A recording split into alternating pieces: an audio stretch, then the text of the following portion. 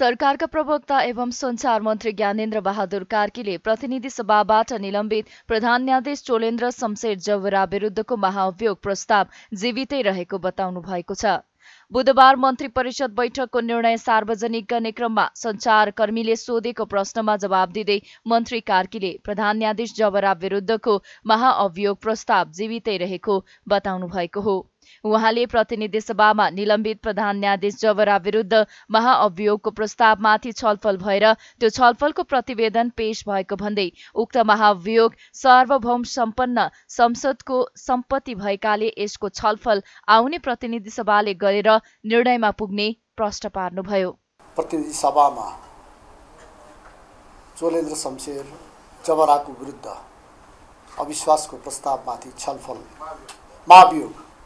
महाभियोगमाथि छलफल भएर त्यो छलफलको प्रतिवेदन अर्को अब गठित प्रतिनिधि सभामा छलफल हुने विषय त्यो जीवितै छ र यो महाभियोग सार्वभौम सम्पन्न संसदको सम्पत्ति हो र यसको छलफल अब आउने प्रतिनिधि सभामा छलफल भएर यसले एउटा निर्णयमा पुग्छ। यसको बारेमा मैले यही कुरा यहाँहरूलाई राख्न चाहन्छु। जहाँसम्म मेलम्ची के भन्नुभयो खानेपानी आयोजना, खानेपानीलाई हामीले व्यवस्थित गराउनु छ। यसका निमित्त समयानुकूल हामीले निर्णयहरू गर्दै जानुपर्छ। यसमा पनि मैले यिनै कुरा राखेँ। र जहाँसम्म सुकुम्बासीको कुरा गर्नुभयो, सुकुम्बासीलाई व्यवस्थित गर्ने र कुनै पनि नेपाली यो समस्याबाट अबका दिनमा यो पीडा भोग्नु नपरोस् भन्ने तर्फ हामी सचेत रहेको कुरा म जानकारी गराउन चाहन्छु। धन्यवाद। संसद सचिवालयका महासचिव भरतराज गौतमले जवरालाई महाअभियोग प्रस्ताव निष्प्रभावी भएको पत्र दिएपछि उक्त पत्र संवैधानिक वा असंवैधानिक भन्ने प्रश्न उठेपछि सरकारका तर्फबाट प्रवक्ता कार्कीले महाअभियोग कायमै रहेको भन्दै आगामी संसदले जवरा विरुद्धको महाअभियोग टुङ्ग्याउने बताउनुभयो।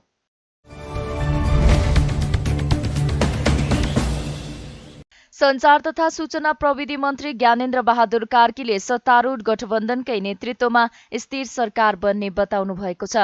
सञ्चार मन्त्रालयले बुधबार आयोजना गरेको बधाई तथा शुभकामना कार्यक्रममा सरकारका प्रवक्ता तथा सुनसरी निर्वाचन क्षेत्र नम्बर 4बाट प्रतिनिधि सभा सदस्यमा निर्वाचित हुनुभएका मन्त्री कार्कीले सत्तारूढ गठबन्धनकै नेतृत्वमा स्थिर सरकार बन्ने बताउनु भएको हो। उहाँले गठबन्धनको नेतृत्वमा सरकार निर्माण गर्नु मुलुकको आवश्यकता भएको र त्यो आवश्यकतालाई जनताले स्वीकृति प्रदान गरिसकेको बताउनुभयो। उहाँले जनताको अपेक्षा अनुसार अब बन्ने गठबन्धनको सरकारले मुलुकलाई 5 वर्षभित्रमा समृद्धिको दिशामा जाने आधार स्थापित गर्नुपर्ने बताउनुभयो। पछिल्लो समयमा मुलुकलाई राजनीतिक स्थिरता चाहेको उल्लेख गर्दै मन्त्री कार्कीले जनताको अपेक्षा अनुसार मुलुकले विकास र समृद्धिको गतिलाई तीव्रताका साथ अगाडि बढाउने प्रतिबद्धता व्यक्त गर्नुभयो। उहाँले आगामी 10 वर्षभित्रमा कम्तीमा दक्षिण एसियाका सम्पन्न देशहरू मध्येमा नेपाललाई पनि पुर्याउने आफूहरूको दायित्व रहेको भन्दै अबको पुस्ता आगामी 10 वर्षभित्रमा धनी पुस्ता बनाउन सबैले आफ्नो ठाउँबाट इमान्दारिताका साथ प्रतिबद्ध भएर काम गर्नुपर्नेमा जोड दिनुभयो। नेपालसँग भएको जलस्रोत, पर्यटन, कृषि लगायतका स्रोत साधनलाई अवसरका रूपमा अधिकतम उपयोग गरेर देशको सर्वाङ्गीन विकासका निमित्त अर्जुन दृष्टि लगाएर अगाडि बढ्नुपर्ने भएकाले त्यसका निमित्त स्थायी सरकार हुनुपर्ने उहाँको भनाइ छ। जनताको अपेक्षा अनुसार अब बन्ने गठबन्धनको सरकारले मुलुकलाई 5 वर्षभित्रमा समृद्धिको दिशामा जाने आधार वर्षहरूको रूपमा यसलाई हामीले स्थापित गर्नुपर्दछ र 10 वर्षभित्रमा कमसेकम दक्षिण एसियाका सम्पन्न देशहरू मध्येमा नेपाललाई पनि त्यो स्थानमा पुर्याउने दायित्व हाम्रो हो। त्यो अपेक्षा जनताको छ र अबको पुस्तालाई 10 वर्षभित्रमा धनी पुस्ता बनाउनका निमित्त हामी सबैले आफ्नो ठाउँबाट इमान्दारिताका साथ प्रतिबद्धताका साथ काम गर्यौँ भनेदेखि हामीसँग जे जति साधन र स्रोतहरू छन् त्यसलाई अवसरको रूपमा परिणत गरेर हामी अगाडि बढ्न सक्यौँ भनेदेखि जलस्रोत, पर्यटन, कृषि यिनीहरूलाई हामीले अधिकतम उपयोग गरेर देशको सर्वाङ्गीण विकासका निमित्त अर्जुन दृष्टि लाएर हामी अगाडि बढ्नुपर्ने आजको दायित्व छ। त्यो दायित्व केवल राजनीतिक तहबाट मात्रै गरेर पुरा हुँदैन। त्यसका निमित्त स्थायी सरकार तपाईँहरू र स्थायी सरकारले पनि त्यत्तिकै गम्भीरताका साथ, त्यत्तिकै समर्पणका साथ र त्यत्तिकै इमान्दारिताका साथ अगाडि बढ्यौँ भनेदेखि मलाई विश्वास छ 10 वर्षभित्रमा अब आउने हाम्रो पुस्तालाई धनी पुस्ताको रूपमा कमसे कम दक्षिण एसियामा हामी स्थापित गर्न सक्छौँ। त्यो अभियानका साथ अगाडि हामी बढौँ। मन्त्री कार्कीले संविधान जारी भएपछि प्रतिनिधि सभाको दोस्रो निर्वाचन सम्पन्न भएको उल्लेख गर्दै आगामी 5 वर्षभित्रमा जनताका अपेक्षा पूरा गर्नुपर्नेमा जोड दिनुभयो।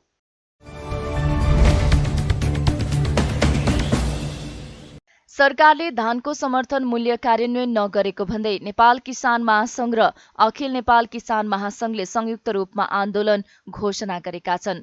नेपाल किसान महासंघ र अखिल नेपाल किसान महासंघले बुधबार काठमाडौँमा संयुक्त रूपमा पत्रकार सम्मेलन गर्दै सरकारले धानको समर्थन मूल्यको कार्यान्वयन र मलको सहज आपूर्ति नगरेको भन्दै सरकार विरुद्ध विभिन्न आन्दोलनको कार्यक्रम घोषणा गरिएको जानकारी दिएको हो। महासंघले किसानको समस्याबारे प्रधानमन्त्री र उद्योग मन्त्रीलाई ध्यानाकर्षण गर्दै ज्ञापन पत्र बुझाउने जनाएको छ। कार्तिक 16 गतेको मन्त्री परिषदको बैठकले यस वर्षका लागि धानको समर्थन मूल्य निर्धारण गर्दै मोटा धानको मूल्य 2967 र मध्यम धानको 3128 रुपैयाँ तोके पनि यो मूल्यले किसानलाई लाभ पुग्ने स्थिति नरहेको अखिल नेपाल किसान महासंघका अध्यक्ष डाक्टर प्रेम दंगालले बताउनुभयो। किसान आन्दोलनको दबावका कारण भए पनि धानको मूल्य निर्धारण गर्नु स्वागत योग्य भए पनि मङ्सिरको मध्यसम्म पनि सरकारी निकायले धान खरिद प्रक्रिया सुरु नगरेका कारण किसानहरू व्यापारीलाई सस्तो मूल्यमा बेच्न बाध्य भएको उहाँले बताउनुभयो। धान बाली भित्र्याउने समय सुरु हुनासाथ धान खरिद प्रक्रिया अगाडि बढाउनु पर्नेमा सम्पूर्ण उत्पादित धान व्यापारी कहाँ पुग्न लाग्दासम्म धान खरिद गर्ने सरकारको निकाय मुखदर्शक बनेर बस्नु दुःखद भएको अध्यक्ष दंगालले बताउनुभयो। नीति तथा कार्यक्रममा र बजेटमा के भनिएको छ भन्दाखेरि धानको समर्थन मूल्य तोक्ने नेपाल सरकारका निकायहरूले चाहिँ खरिद गर्ने, यदि समर्थन मूल्य र खरिद मूल्य किन मूल्य त घट्यो भने त किसानले त बजारमा बेच्ने स्थिति हुन्छ जुन बेचिरहेका छन्। अहिले समर्थन मूल्यभन्दा घटी मूल्यमा किसानहरूले बिक्री गर्नु पर्यो भने त्यो बीचको अन्तर जुन छ डिफरेन्स, त्यो डिफरेन्स पनि चाहिँ शोधभर्ना गर्ने भन्ने स्पष्ट नीतिगत व्यवस्था र कानुनी व्यवस्था र चाहिँ तपाईँको बजेटको चाहिँ भाषणमा यी कुराहरू आएका छन्। र यो डिफरेन्स जुन अघि हामीले चर्चा गऱ्यौँ खरिद मूल्य र चाहिँ समर्थन मूल्य बीचको डिफरेन्स, यसका लागि चाहिँ खाद्य व्यवस्था तथा व्यापार कम्पनीले करिब 27 करोड माग गरेको भन्ने चाहिँ रहेको छ। त्यसो भएको हुनाले यो सबै रकम निकासा गरिदिनका लागि हामीले अनुरोध र आग्रह गऱ्यौँ। माननीय अर्थमन्त्रीज्यूको भनाइ पनि के छ भने हामीले यो पाइपलाइनमा राखेका छौँ, हामी दिन्छौँ, तर प्लान ल्याउन पर्यो, यो कम्पनीले त्यो ढङ्गले खरिद गर्ने चाहिँ प्रक्रियाहरू चाहिँ अगाडि बढाउनु पर्यो, यो हुन्छ भन्ने खालको कुरा गर्नुभयो। तर हामीले 1 हप्ता पर्ख्यौँ। राष्ट्रिय किसान आयोगको तर्फबाट हामीले गर्ने भनेको यस्तै खालको एडभोकेसी गर्ने हो होइन, नेपाल सरकारका निकायहरूलाई बीचमा चाहिँ समन्वय गर्ने हो, सहजीकरण गर्ने हो र पदाधिकारीहरूलाई भन्ने अनुरोध आग्रह गर्ने हो। सँगसँगै किसानहरूको आवाज संस्थागत ढङ्गले वैधानिक ढङ्गले नेपाल सरकार समक्ष पुर्याउन पनि जिम्मेवारी रहेको कारणले आज हामी राष्ट्रिय यो चाहिँ अखिल नेपाल किसान महासंघ र नेपाल किसान महासंघ बीचमा हामीले छलफल अन्तर्क्रिया गरौँ। स्ट्याटस त यो छ, आखिरी धान खरिद नहुने स्थिति छ, लगभग हामीले त्यस्तै देख्यौँ। यो अनेक बहानाबाजी देखियो। किसानहरूले चाहिँ सस्तो मूल्यमा चाहिँ धान चाहिँ बिक्री गरिरहेको अवस्था छ। त्यसो भएको हुनाले यहाँ प्रश्न उहाँले गर्नुभएको छ, कति स्टक छ, हुनुपर्छ, खरिद गर्ने क्षमता छ भन्दाखेरि हामीसँग उत्पादन त्यही हो, 52 देखि 55 लाख मेट्रिक टन धान उत्पादन हुन्छ। अहिलेसम्म खरिद गर्ने प्रक्रिया अगाडि बढेकै छैन, आजका दिनसम्म यो बढेको छैन। त्यसो भएको हुनाले अब स्टक गर्न सक्ने क्षमता नेपाल सरकारसँग छ कि छैन भन्दाखेरि छ। करिब 5 लाख मेट्रिक टन धान स्टक गर्ने क्षमता चाहिँ यिनै कम्पनीका गोदामहरूमा छ। तर ती खण्डहरुमा परिणत भएका छन्, त्यसलाई मर्मत सम्भार पुनर्निर्माण गरेर गराउन सक्ने स्थिति छ। अर्कातर्फ त्यो खरिद गर्ने संकल्प राख्दाखेरि अहिले देशभरिका हेर्नुस् त्यो वेयर हाउस शीत भण्डारहरू खाली छन्, त्यही लगेर थन्काए पनि हुन्छ, जहाँ लगेर थन्काए पनि हुन्छ। खरिद गर्नका लागि रोक्ने स्थिति छैन। कतिमा किनबेच भइरहेको छ भन्ने प्रश्न गर्नुभएको छ। किनबेच स्थिति अनुसार, भेग अनुसार, बजार अनुसार धान उत्पादन भएको त्यस भेगमा भएको उत्पादनको अवस्था र मागको अवस्थाले निर्धारण गर्छ मूलतः। त्यसो भएको हुनाले 2629 मोटा धान, मध्यम धानको 3128 चाहिँ निर्धारण गरिएको छ। त्यतिमा त खरिद भएकै छैन। त्योभन्दा कम काहीँ 2200, काहीँ 2500 अधिकतम र काहीँ 1500 सम्ममा पनि किसानहरूले चाहिँ धान बेचिरहेको अवस्था छ। महासंघले आन्दोलनको कार्यक्रम अन्तर्गत यही मङ्सिर 23 गते खाद्य व्यवस्था तथा व्यापार कम्पनी लिमिटेडको केन्द्रीय कार्यालयमा धरना दिने, मङ्सिर 25 गते खाद्य कम्पनीको देशभर रहेको कार्यालय तथा डिपोमा धरना दिँदै तालाबन्दी गर्ने जनाएको छ। निर्धारित आन्दोलनको अवधिभित्र धान खरिद प्रक्रिया सुरु नगरिए दोस्रो चरणको आन्दोलन सार्वजनिक गर्ने महासंघले चेतावनी दिएको छ।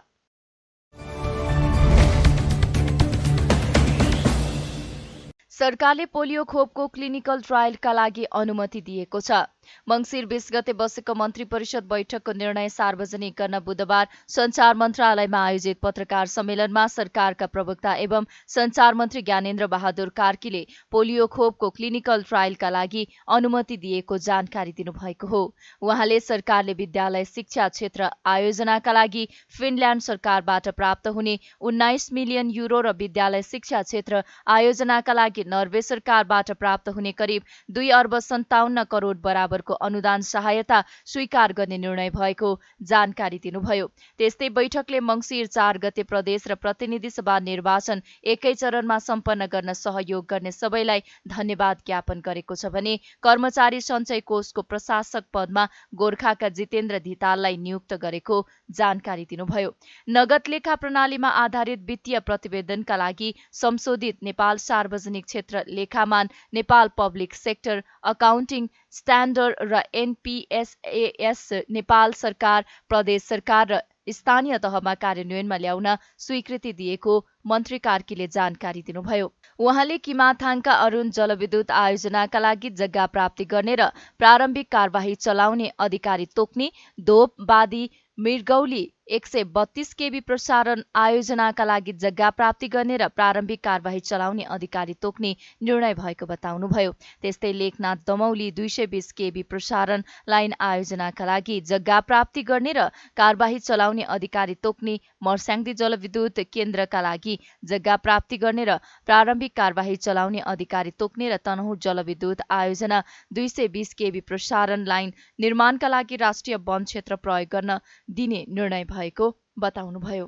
विक्रम सम्वत 2079 मङ्सिर 19 देखि 21 गतेसम्म पाकिस्तानको इस्लामाबादमा आयोजना हुने 6th south and south west Asia फोरममा राष्ट्रिय योजना आयोगका माननीय सदस्य डाक्टर दिलबहादुर गुरुङको नेतृत्वमा भ्रमण टोलीलाई सहभागी हुन स्वीकृति प्रदान गर्ने, नगद लेखा प्रणालीमा आधारित वित्तीय प्रतिवेदनका लागि संशोधित नेपाल सार्वजनिक क्षेत्र लेखामान, Nepal public sector accounting standard NPSS Nepal सरकार, प्रदेश सरकार र स्थानीय तहमा कार्यान्वयनमा ल्याउन स्वीकृति प्रदान गर्ने, विद्यालय शिक्षा क्षेत्र आयोजनाका लागि फिनल्यान्ड सरकारबाट प्राप्त हुने 19 मिलियन युरो करिब 2 अरब 54 करोड बराबरको अनुदान सहायता स्वीकार गर्ने, विद्यालय शिक्षा क्षेत्र आयोजनाका लागि नर्वे सरकारबाट प्राप्त हुने 195 नर्वेजियन क्रोनर करिब 2 अरब 57 करोड बराबरको अनुदान सहायता स्वीकार गर्ने, कर्मचारी सञ्चय कोषको प्रशासक पदमा श्री जितेन्द्र धिताल गोर्खालाई नियुक्त गर्ने, किमाथाङका अरुण जलविद्युत आयोजनाको लागि जग्गा प्राप्ति गर्ने र प्रारम्भिक कारबाही चलाउने अधिकारी तोक्ने, धौबादी मेघौली 132 केबी प्रसारण आयोजनाको लागि जग्गा प्राप्ति गर्ने र प्रारम्भिक कारबाही चलाउने अधिकारी तोक्ने, लेखनाथ दमौली 220 केबी प्रसारण आयोजनाको लागि जग्गा प्राप्ति गर्ने र प्रारम्भिक कारबाही चलाउने अधिकारी तोक्ने, मर्स्याङ्गी जलविद्युत केन्द्रका लागि जग्गा प्राप्ति गर्ने र प्रारम्भिक कारबाही चलाउने अधिकारी तोक्ने, सार्वजनिक हितका लागि आवश्यक सेवामा हडताल गर्न निषेध गर्ने सूचना नेपाल राजपत्रमा प्रकाशन गर्ने,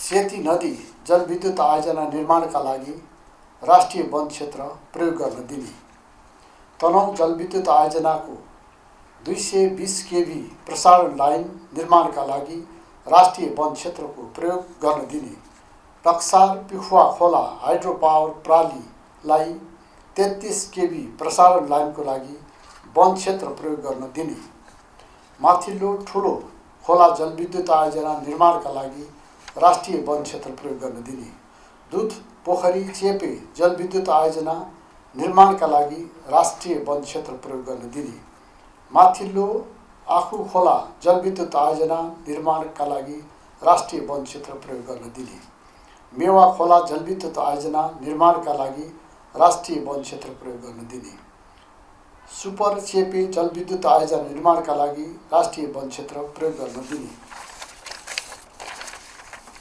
जालपा देवी केबल कार आयोजना निर्माणका लागि राष्ट्रिय वन क्षेत्र प्रयोग गर्न दिने, 2079 मङ्सिर 20 देखि 23 सम्म सिङ्गापुरमा हुने 17औं एसिया तथा प्रशान्त क्षेत्रीय बैठकमा श्रम रोजगार तथा सामाजिक सुरक्षा मन्त्रालयका सचिव श्री एकनारायण अर्याल नेतृत्वको प्रतिनिधिमण्डललाई भाग लिन स्वीकृति प्रदान गर्ने, तारा गाउँ विकास समिति कर्मचारी सेवा शर्त र सुविधा सम्बन्धी नियमावली बनाउन स्वीकृति प्रदान गर्ने, लुम्बिनी विकास कोषको कर्मचारी सेवा शर्त तथा सुविधा सम्बन्धी विनियमलाई स्वीकृति प्रदान गर्ने, पोलियो भाइरस खोपको क्लिनिकल ट्रायलको लागि अनुमति प्रदान गर्ने। सरकारले सुपर चेपे जलविद्युत आयोजना निर्माणका लागि राष्ट्रिय वन क्षेत्र प्रयोग गर्न दिने, जालपादेवी केबल कार आयोजना निर्माणका लागि राष्ट्रिय वन क्षेत्र प्रयोग गर्न दिने निर्णय गरेको छ। त्यस्तै सरकारले तारा गाउँ विकास समिति कर्मचारी सेवा र सुविधा नियमावली बनाउन स्वीकृति प्रदान गर्ने, लुम्बिनी विकास कोषको कर्मचारी सेवा शर्त तथा सुविधा सम्बन्धी विनियमलाई स्वीकृति प्रदान गर्ने लगायतको निर्णय पनि गरेको छ।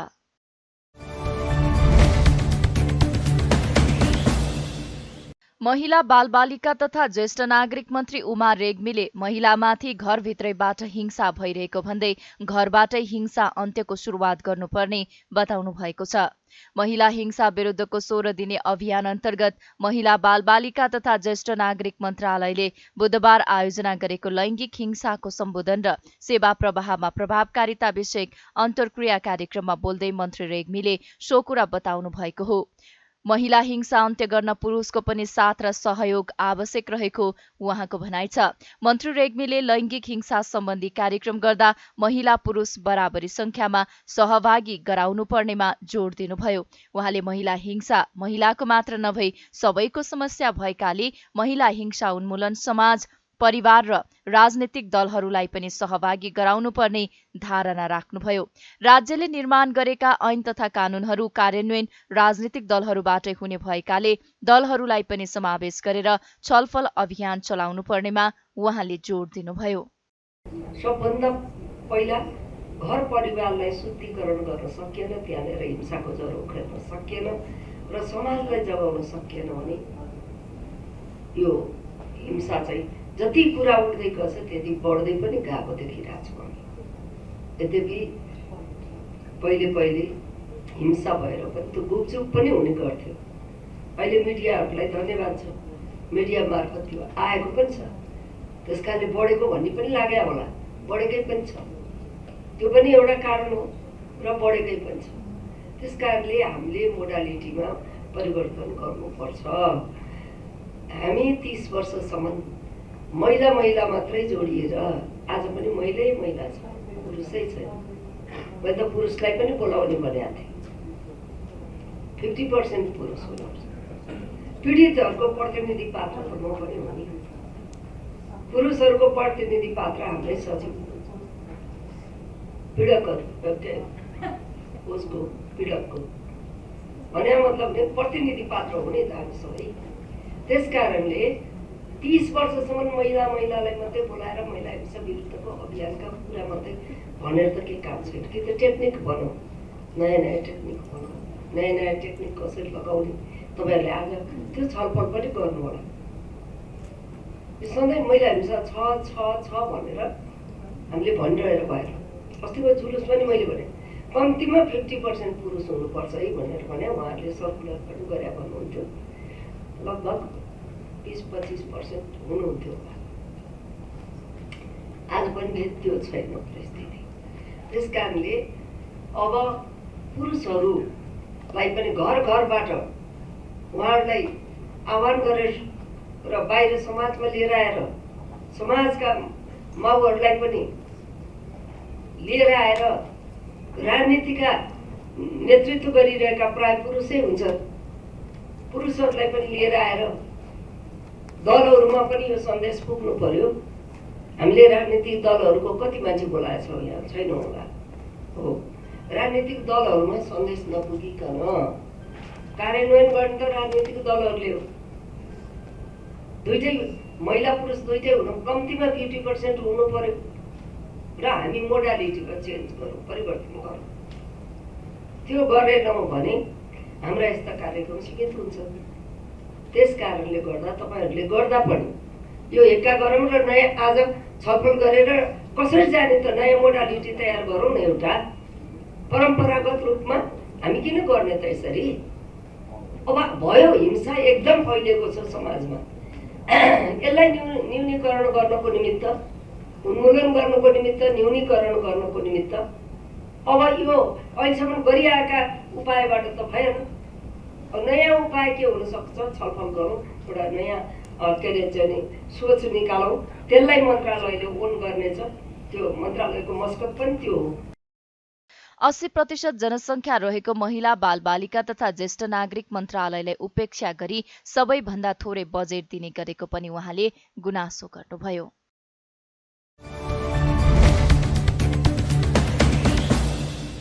काठमाडौँ महानगरपालिकाले 28औं महानगर दिवस सम्पदा महोत्सव सहित सप्ताहव्यापी कार्यक्रम गरी मनाउने भएको छ। काठमाडौँ महानगरपालिकाले बुधबार आयोजना गरेको पत्रकार सम्मेलनमा महानगरका प्रवक्ता नवीन मानन्दरले सम्पदा महोत्सव सहित सप्ताहव्यापी रूपमा कार्यक्रम गरी मनाउने जानकारी दिनुभएको हो। महानगर दिवसको दिन मङ्सिर 29 गते महिला उद्यमी मेला र स्थानीय परिकारको प्रवर्धन गर्न भोजन मेला हुने उहाँले बताउनुभयो। दिवसको अवसरमा खुल्ला क्षेत्रको सरसफाई, महसुस यात्रा, चित्रकला, विशेष सरसफाई, स्वास्थ्य शिविर, हाँडी गाउँ सम्पदा महोत्सव र सम्मान कार्यक्रम हुने प्रवक्ता मानन्दरले जानकारी दिनुभयो। मानन्दरले गुणस्तरीय र पहुँचयुक्त स्वास्थ्य र व्यावहारिक शिक्षा, मूर्त अमूर्त सम्पदाको सन्तुलित विकासमा महानगर लागेको पनि बताउनु भएको छ। उहाँले महानगरपालिकाले फोहोर मैला व्यवस्थापनका लागि सरोकारवाला निकायहरूसँग समन्वय, साझेदारी र सहकार्य भइरहेको बताउनुभयो। शहरी विकासका लागि काम गर्ने छरिएर रहेका योजना, स्रोत र कार्यक्रमलाई एकीकृत पूर्वाधार विकासको थालनी गरिएको बताउनुभयो। उहाँले महानगरमा राजस्व तिर्न, भवन नक्सा स्वीकृत गर्ने लगायत कामका लागि महानगरले अनलाइन प्रणाली बनाउने पनि बताउनुभयो। शहरी सुन्दरता बढाउन होर्डिङ बोर्ड हटाउने, सार्वजनिक यातायात प्रणाली र पार्किङमा सुधारका काम भइरहेको उहाँले उल्लेख गर्नुभयो। मङ्सिर 23 गते महसुस यात्रा र विशेष सरसफाइबाट औपचारिक रूपमा सुरु हुने कार्यक्रम 29 गते बसन्तपुरमा आयोजित हुने मूल समारोहसँग समापन हुनेछ।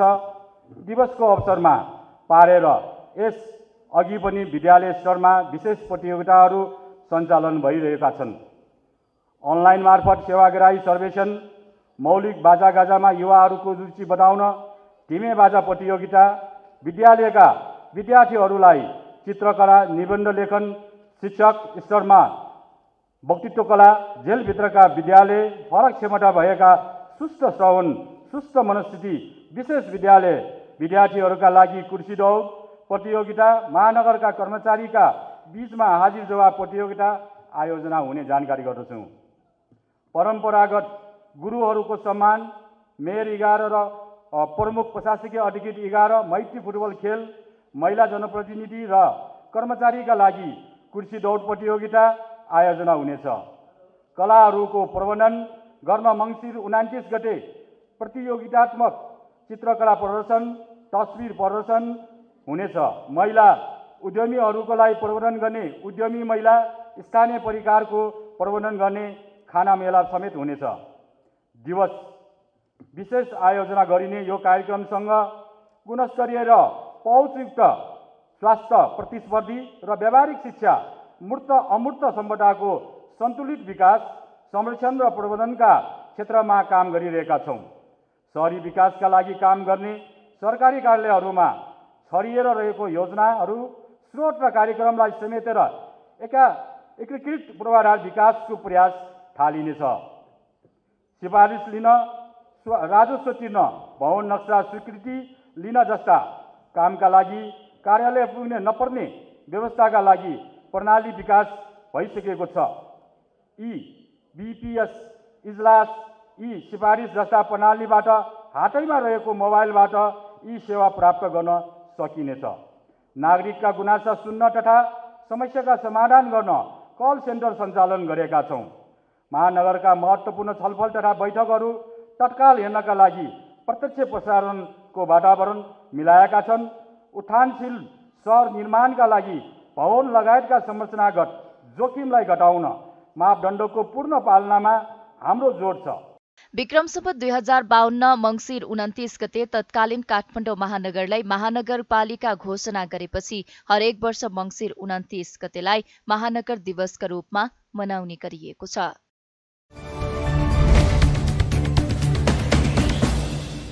कानून व्यवसायीहरूको छाता संगठन नेपाल बार एसोसिएसनले निलम्बित प्रधान न्यायाधीश चोलेन्द्र शमशेर जबरालाई रोक्न सर्वोच्च अदालतको मुख्य गेटमा धरना दिएका छन्।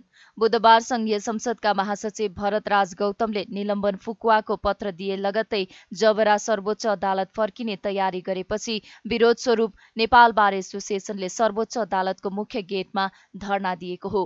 सार्वभौम संसदले आफ्नो विषय बनाइसकेको विषयलाई एउटा कर्मचारीले निरस्त गर्नु गलत रहेको भन्दै धरना दिएको बारका अध्यक्ष गोपाल कृष्ण घिमिरेले बताउनुभयो। सार्वभौम संसदले आफ्नो विषय बनाइसकेको विषयलाई एउटा कर्मचारीले निरस्त गरिदिने हो भने त फेरि संसद किन चाहियो? विषय त त्यो हो नि।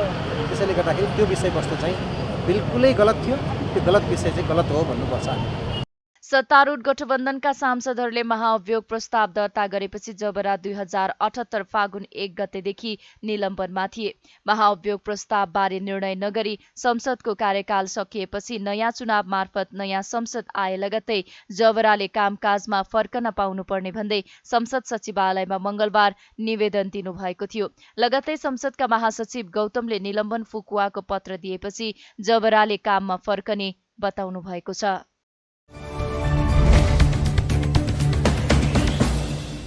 नेपालमा बुधबार थप 9 जनामा कोरोना भाइरसको संक्रमण पुष्टि भएको छ।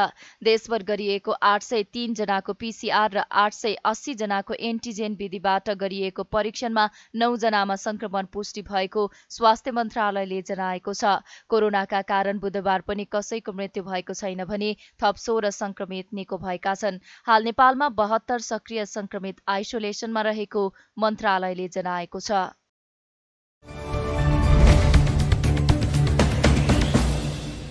भारतीय पक्षले गरेको महाकाली नदीको अतिक्रमण विरुद्ध नेकपा क्रान्तिकारी माओवादी निकट विद्यार्थी संगठन अखिल क्रान्तिकारीले विरोध प्रदर्शन गरेको छ।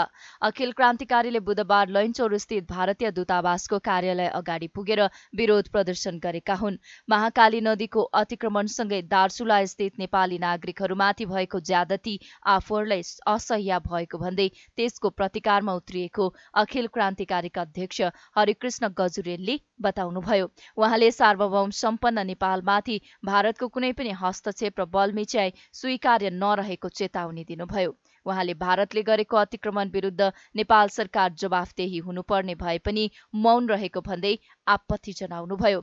अध्यक्ष गजुरेलले भारतीय विस्तारवादको विरुद्ध सरकार चुप बसे जनता आफै लड्ने र देशको रक्षा गर्ने बताउनुभयो। भारतले नेपालप्रति जुन विगतदेखि नै पटक पटक हस्तक्षेपकारी जुन भूमिका खेल्दै आएको छ र नेपालका भूमिहरू मिच्ने, सीमा अतिक्रमण गर्ने, हाम्रा सीमाका दाजुभाइहरूलाई दुःख दिने, त्यहाँ चाहिँ हाम्रा चेलीबेटीहरूलाई चाहिँ त्यहाँ बलात्कार गर्ने, हाम्रा दाजुभाइहरूलाई सीमामा आएर त्यहाँ चाहिँ हत्या गर्ने र चाहिँ यतिसम्म कि तपाईँको तुइन समेत काट्दिने र चाहिँ गत साल 2078 साल साउन 15 गते जयसिंह धामी जो तुइन तर्दै गर्दाखेरि त्यो तुइन समेत काट्दिने जो काम भयो र यही पछिल्लै स्थितिमा पनि एकजना विद्यार्थी भाइ पवन महराको चाहिँ तपाईँको त्यो ढुङ्गा लागेर ब्लास्ट गर्दाखेरि ढुङ्गा लागेर मृत्यु भयो र यही अस्ति 18 गते तपाईँको भारतीय जुन ज्यादती भयो विद्यार्थीहरूमाथि त्यहाँ चाहिँ अन्धाधुन्ध ढङ्गले ढुङ्गामुढा प्रहार गर्ने काम भयो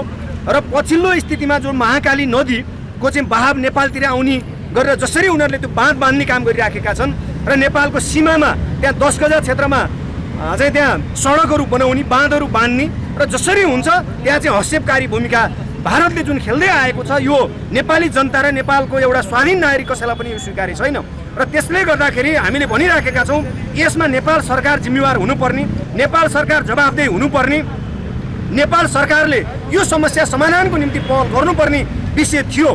तर नेपाल सरकार यो विषयमा गम्भीर बनेन। तर नेपाल सरकार अहिलेका राजनीतिक पार्टीहरू जो संसदवादी राजनीतिक पार्टीहरू छन् उनीहरूलाई एउटै मात्रै जसरी भए पनि भारतको गुलामी गरेर होस्, पाउलागी गरेर होस्, भारतलाई रिजाउने, सत्तामा पुग्ने, यो भन्दा अरू उनीहरूको कुनै पनि स्वार्थ देखिएन। सरकारले मंगलबार मात्रै महाकाली नदी अतिक्रमण र दार्चुला स्थित नेपाली नागरिकहरूमाथि भएको ज्यादतीलाई लिएर भारत सरकारलाई कूटनीतिक नोट पठाएको छ। 1 वर्ष यता भारतीय पक्षले उत्तराखण्डको धारचुलाबाट सीमा नदी महाकालीलाई नेपाली भूमितर्फ धकेल्ने गरी तटबन्ध बनाइरहेको छ।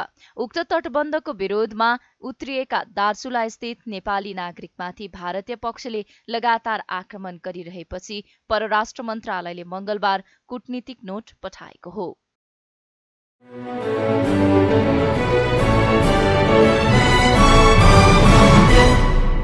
अर्जेन्टिनाका बहालवाला उपराष्ट्रपति क्रिस्टिना फर्नान्डेज डी कर्चरलाई भ्रष्टाचारको आरोपमा 6 वर्षको जेल सजाय सुनाइएको छ।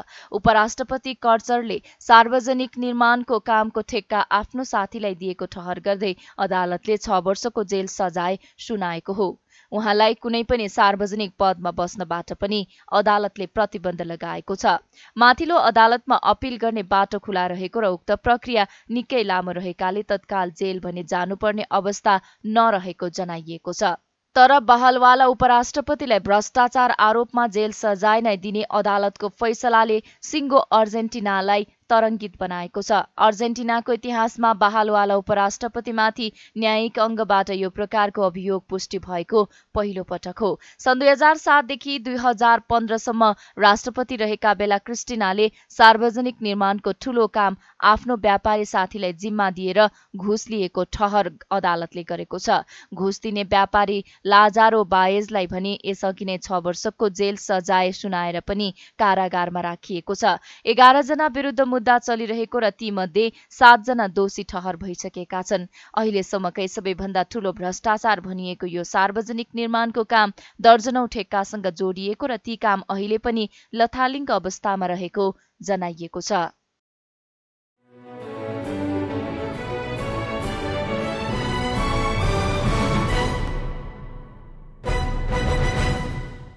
नेपालमा पहिलो पटक 18 वर्ष मुनिको महिला तथा पुरुष अन्तर्राष्ट्रिय रग्बी च्याम्पियनसिप हुने भएको छ। एसिया रग्बी संघको आयोजना तथा नेपाल रग्बी संघको व्यवस्थापनमा मङ्सिर 25 र 26 गते त्रिपुरेश्वर स्थित दशरथ रङ्गशालामा प्रतियोगिता हुने नेपाल रग्बी संघका महासचिव चेतन राजगिरीले जानकारी दिनुभयो। प्रतियोगितामा पुरुषतर्फ 8 र महिलातर्फ 5 राष्ट्रको सहभागिता रहने उहाँले जानकारी दिनुभयो।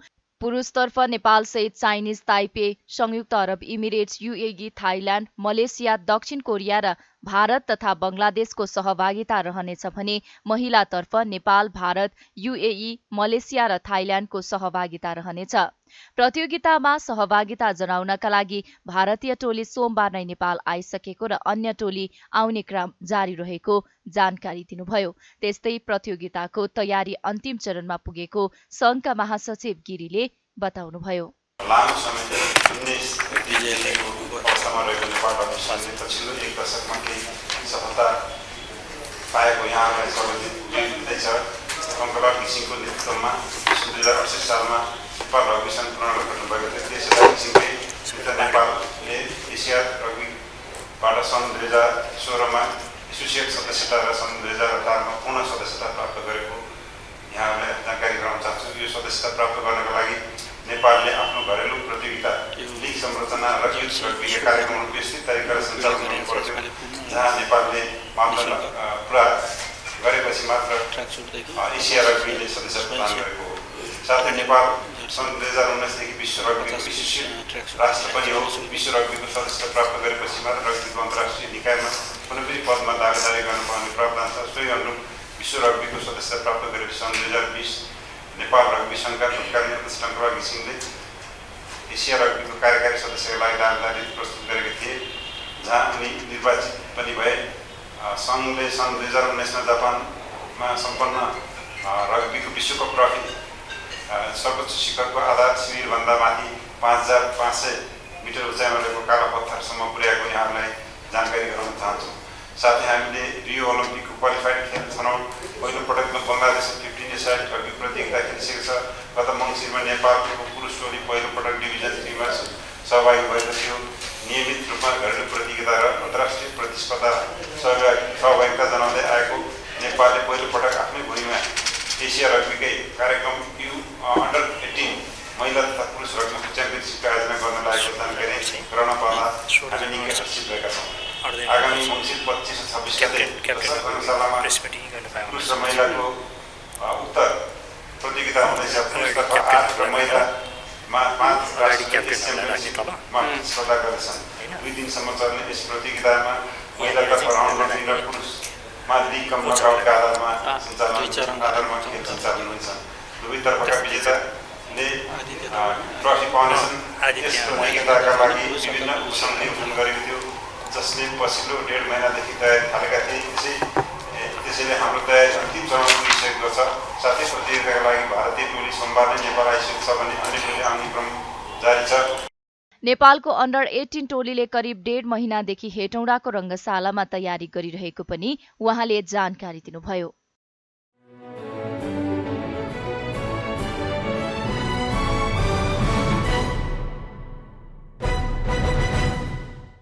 नेपालका 3 क्रिकेट खेलाडी पाकिस्तान सुपर लिग PSL ड्राफ्टमा परेका छन्। नेपालका opener Arjun Saud, fast bowler Sompal Kami र विकेट किपर ब्याटर सुभाष खकुरेल ड्राफ्टमा परेका हुन्। PSLले सार्वजनिक गरेको ड्राफ्ट सूचीको विदेशी खेलाडीको सिल्भर कोटामा उनीहरू अटाएका हुन्। यस संस्करणको PSL ड्राफ्ट आगामी 15 डिसेम्बरमा हुनेछ। PSLका लागि बुधबार सिल्भर विधामा विदेशी खेलाडीको नाम सार्वजनिक भएको हो।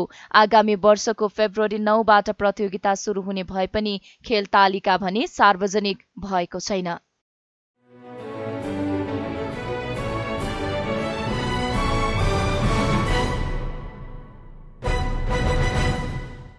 कतारमा जारी फिफा विश्वकप फुटबलको क्वार्टर फाइनल समीकरण पूरा भएको छ। मंगलबार राति पोर्चुगल र स्विजरल्याण्ड बीचको अन्तिम प्री क्वार्टर फाइनल खेल सकिएसँगै अन्तिम 8मा पुग्ने टोलीको टुङ्गो लागेको हो। विश्वकपमा साबिक विजेता फ्रान्स, साबिक उपविजेता Croatia, Brazil, Argentina, England, Netherlands, Morocco र पोर्चुगलले अन्तिम 8मा स्थान बनाएका छन्। अब पहिलो क्वार्टर फाइनलमा ब्राजिल र क्रोएसिया बीच शुक्रबार प्रतिस्पर्धा हुनेछ। दोस्रो क्वार्टर फाइनलमा अर्जेन्टिना र नेदरल्याण्ड बीच प्रतिस्पर्धा हुनेछ। यस्तै तेस्रो क्वार्टर फाइनलमा फ्रान्स र इङ्ल्यान्ड तथा अन्तिम क्वार्टर फाइनलमा मोरक्को र पोर्चुगल बीच प्रतिस्पर्धा हुने तालिका रहेको छ।